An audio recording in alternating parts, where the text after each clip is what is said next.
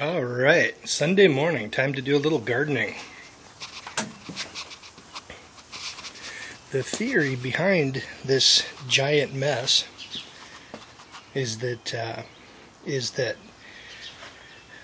this is clover and alfalfa, and it basically fixes nitrogen in the soil. So if you chop it, it sheds root mass and drops nitrogen into the soil, and that way you don't have to fertilize it. And this is an example, and I just grabbed a handful of seed from 3 years ago and just tossed it in some of these planters, and notice the lettuce starting to come up. And what I will do is sort of chop the clover down and around them, giving them more room, and at the same time fertilizing them. But I still have these two compost bins that I made from my composting tomato planters last year, and I'm going to basically dump two of these planters. I think that one right there and this one, and those are the two most exhausted, so I'm going to at least dump them mostly, and then replace them with the compost, and then replant those. I think I'll do cucumbers over there, peas here to fix nitrogen, and then a secondary crop of cucumbers there. I'm going to throw some romaine in maybe that planter. I had strawberries in here before, but I had these nasty bugs that were eating them. I'm hoping the romaine will be a little more resistant. And then of course I've got chives and onions and stuff in here as well. And I have a bonus crop of dandelions, which are good in salads and in sandwiches. A little strong for salads, but pretty good in sandwiches. So I'm gonna get busy. Geez, now I've got a dilemma going.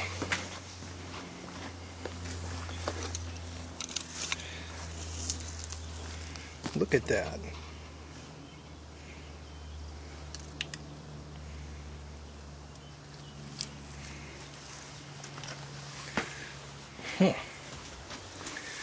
That's like major rich black soil. I think over the winter that clover pulsing technique has really dropped a lot of fertility into that soil, and it's like really black, and there's little worms and insects and there's activity in soil microbes, and there's like humus, and it's like dark black and a lot of healthy root structure.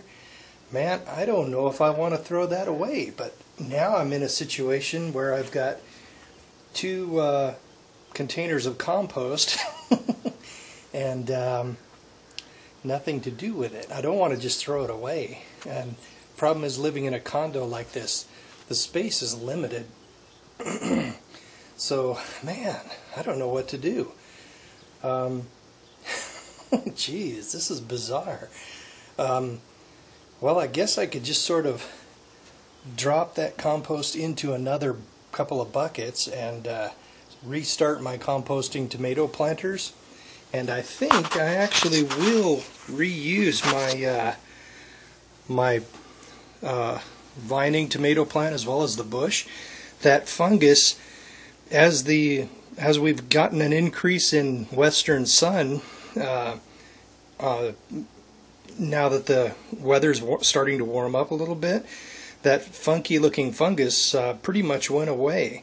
I think it might have just been because the plants were weak and their immune systems weren't strong enough to handle that stuff. So I'm just going to take those things and drop them right back where I cut them out of last year, and make them composting tomato planters again. So what to do? Maybe I'll just sort of pile the compost up and make sort of raised bed planters here. Yeah, I think I might consider doing that.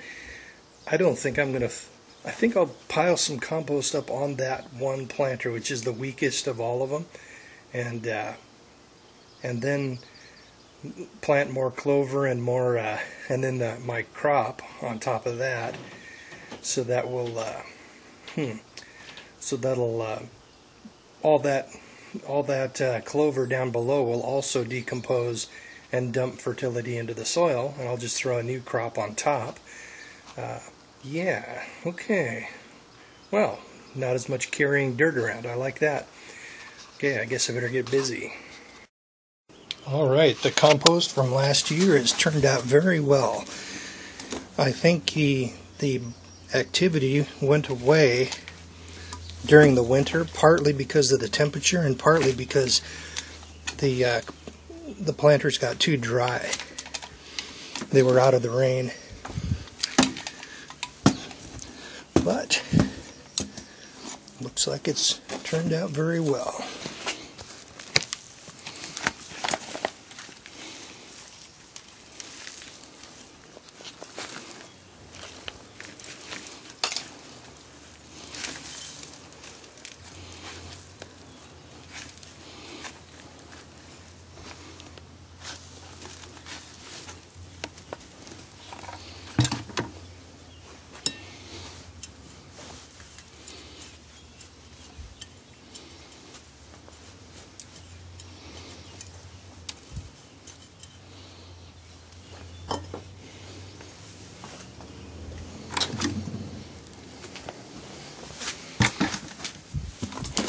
I fully expect that this is going to be my last year here.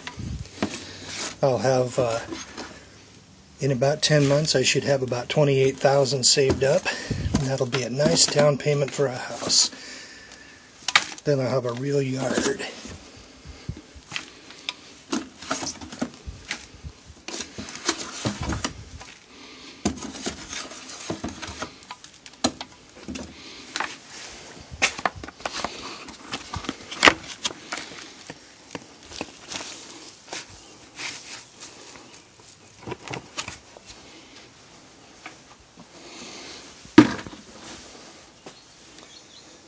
Okay, I think I'll keep those, the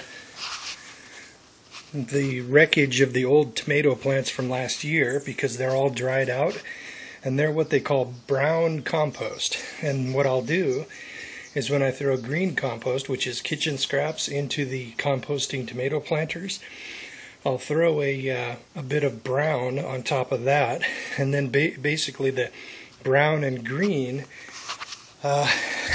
they have a tendency to lock the fertility together. And if you have too much brown, it absorbs the nitrogen from the green compost, and then your plants get really sad. But if you have excess nitrogen, like way too much green and not enough brown, then nitrogen can start escaping, and then biological activity goes crazy and goes into anaerobic, and then basically it starts to really smell bad, right? So the brown and the green compost are a great combination, and they really go together, but I can't remember what the ratio is. But last year all I did was throw green compost down and then throw a little dirt on top of it. So I'm certain that I lost a lot of nitrogen to the atmosphere.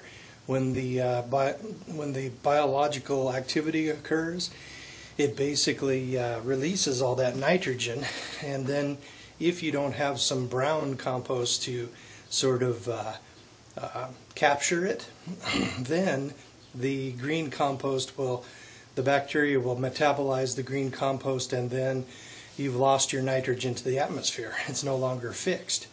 But so basically that's the plan.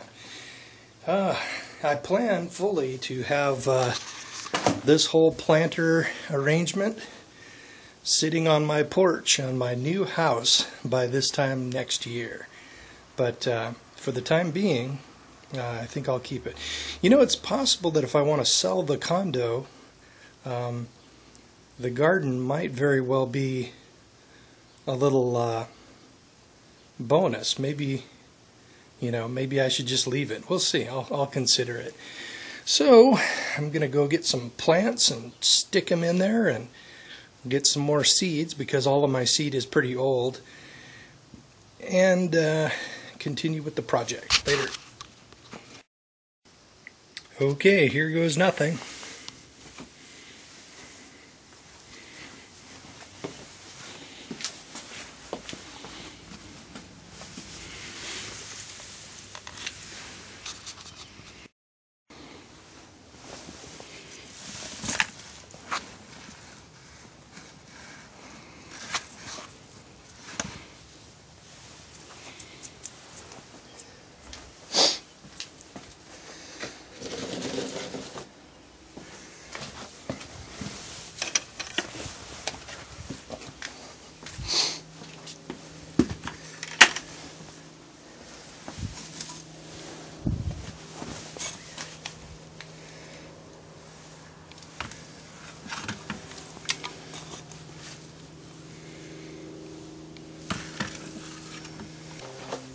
First compost of the year.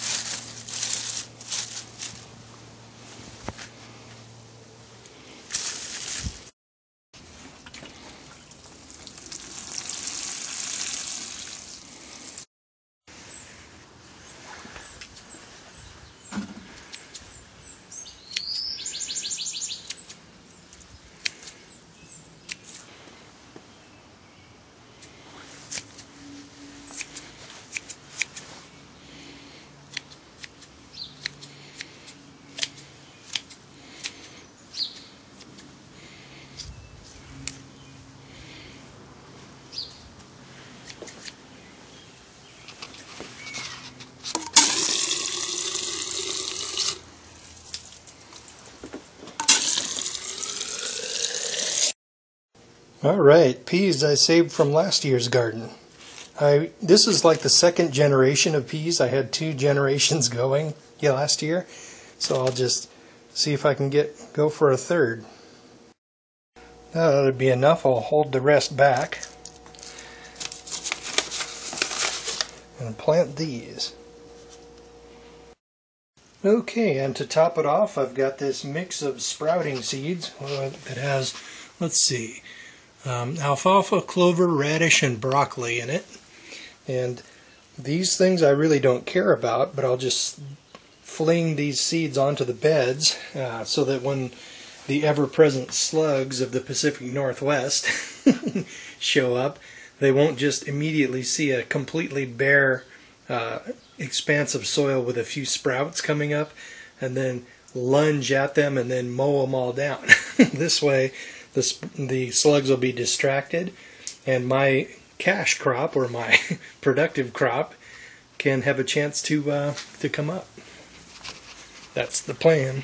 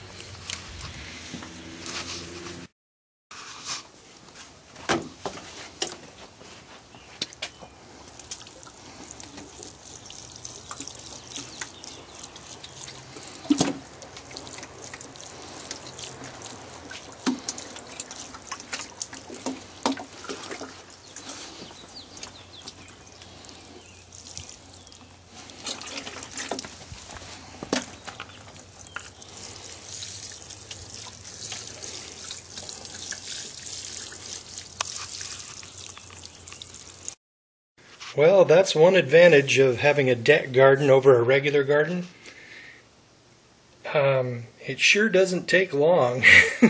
Just a couple hours turns it from winter mode and waiting mode to planted and mostly ready to go. I'm going to go get some romaine lettuce. Get away from here, bird. Stay away from those seeds. Anyway, I'm going to get some romaine starts just so that I can have some salad going sooner. And this little mix of greens down here is all well and good, but not enough of it. I'm going to have to let it grow for a while. So there we go. I got a lot of onions.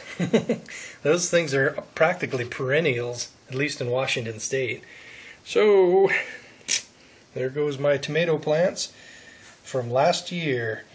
They will either survive or they will live. In either case, the only thing, it didn't really cost me much to see if I could winter them over, and now we get to see if they work and see if they perform well. That's also important. Okay, see ya. Okay, editing together this video. One thing I forgot to really emphasize was that the reason I'm doing this clover and this alfalfa and clover cover crop on my deck garden is because I want to be able to have a way of growing a garden without having a lot of inputs like fertilizers and chemical additives and whatnot. And I want to have like pest control as well as nitrogen fixing and soil building activities that basically don't really depend on having a bunch of stuff from the store, right? And basically with these nitrogen fixing cover crops like the alfalfa and the clover, when you, like all this winter, right, I had that going, and then whenever it would get to be about 6 inches tall, I would chop it in half, so it was about 3 inches tall. The tops of the plants would drop to the soil surface, feeding the soil bacteria, and in order to stay balanced, when a plant is cut in half on top, it has to shed about 50% of its root mass down in the soil, and all of that nutrient drops into the soil, also feeding the soil bacteria, releasing nitrogen and building the soil, adding organic material that's readily available for your productive plants that you plant, in the growing season. Now, also, it has an added benefit of having a bunch of stuff up there that is distracting to pests that would normally just descend upon your plants and mow them down, right? Like slugs, for example. If you have just a bare stretch of soil and then your little sprouts coming up, anything that might be hungry, like slugs or birds or anything, they'll see all that dirt, and then boom, they'll see immediately the tasty little bits, right? And then they just lunge at it and mow it right down, right? I've seen it happen.